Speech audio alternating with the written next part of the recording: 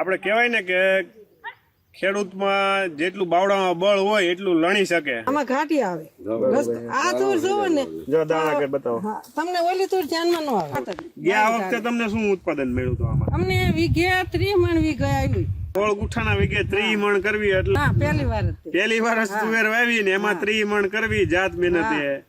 તો આ જો ફૂલે પુષ્પમાં કેવડી કેપેસિટી છે. નમસ્કાર ખેડૂત મિત્રો, હું હર્ષિત ગજેરા ફૂલે સીડ્સમાં આપનું હાર્દિક સ્વાગત કરું છું. આપણે કહેવાય ને કે ખેડૂતમાં જેટલું બાવડામાં બળ હોય એટલું લણી શકે. તો બે ખેડૂત દંપતી છે અને પૂરી મહેનતથી ખેતી કરે છે. સતત બીજા વર્ષે ફૂલે પુષ્પાનું વાવેતર કર્યું છે. ભાઈનું નામ ગોરધનભાઈ છે અને મંજુબેન આપને માહિતી આપશે. મંજુબેન આમ કહેવાય ને કે ખેતીનું પૂરેપૂરું નોલેજ ધરાવે છે અને ખૂબ મહેનત કરે છે. તો આપણે એને જ પૂછીએ કે આમાં શું શું કર્યું. તમે ગયા વખતે તુવેર વાવી હતી અને આ વખતે પાછી જ ફૂલે પુષ્પા વાવી. તમને કેમ એમ લાગ્યું કે આ વખતે પુષ્પા જ વાવી? અમે પોર વાવી ને અમને બહુ ફાયદો થયો. બરોબર. એટલે કોઈ કવા નહીં અને એમ એટલો બધો આની અંદર ખર્ચો નહોતો કર્યો. બરોબર. એટલી દવા નહીં, એટલી ખાતર નહીં, બરોબર, કશું નતું તોય ઉત્પાદન વધારે આવ્યું હતું. બરોબર. આ સીધી ચોપી જ છે કે વચ્ચે કઈ બીજું હતું? કશું નહીં, ચોમાસે સીધી ચોપી વણ નતું. પોર કરી મગફળી નહીં એટલે મગ હતા. મગ હતા. અચ્છા, 12-13 મણ સુધી તો વણી વાવું છું પણ અમે મહેનત કરીએ કે એમ નતા ને એટલે વણ ન વાવ્યું. બરોબર. અત્યારે તમે આમાં શું શું માવજત કરી? ખાતર બીજું કાંઈ કર્યું નથી? કાંઈ નહીં, એકવાર ખાતર. ગયા વખતે તમને શું ઉત્પાદન મળ્યું હતું આમાં? અમને વીઘે 30 મણ વીઘે આવ્યું. એક વીઘે 30 મણ. અહીંયા તમારે નાનો વીઘો કે મોટો? નાનો હોળ ગુઠાનો. હોળ ગુઠાના વીઘે 30 મણ કરવી એટલે બધાને ખબર છે 10-10, 12-12 મણ બીજી વેરાયટી માંડ ખાતી.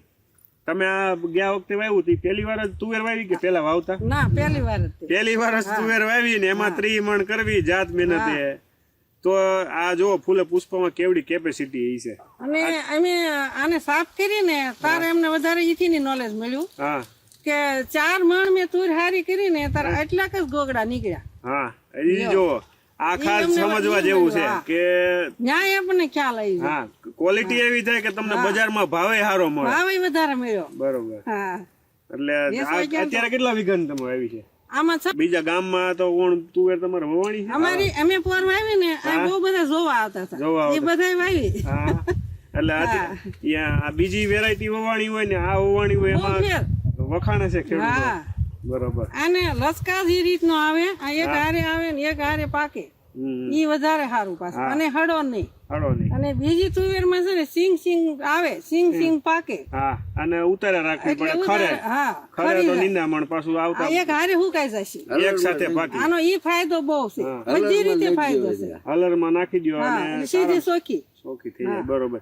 અહીંયા જ આવી આપણે ઉભાની આવી છે કે લાગઠ આવી છે? બધી આવી છે. આ શેઢાનો છોડ છે.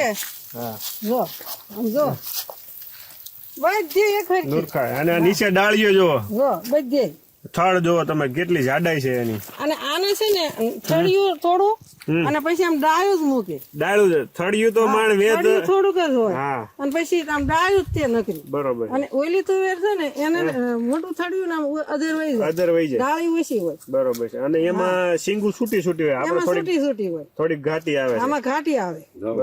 આ તુર જોવો ને, જો દાણા કે બતાવો. તમને ઓલી તુર ધ્યાનમાં ન આવે. હા, તો આખા ભારતમાં કાળી માટી માટે સૌથી અનુકૂળ અને સૌથી વધારે ઉત્પાદન ક્ષમતા ધરાવતી વેરાયટી એટલે કે ફૂલે પુષ્પા. આમ જો 4-4 દાણા સિંગ માંથી નીકળે છે, કોકમાં 5 છે અને ફૂલ ભરેલા. એવું નહીં કે ખાલી સિંગ છે. હળો હા ઓછો એટલે ઓછો જ તે. આ વખતે શું લાગે તમે ગયા વખત કરતા વધારે ઉત્પાદન લેશો કે એટલું થાય? વધારે. એની કરતા ગયા વખતે 30 મણ થઈ હતી, આ વખતે કેટલું થશે?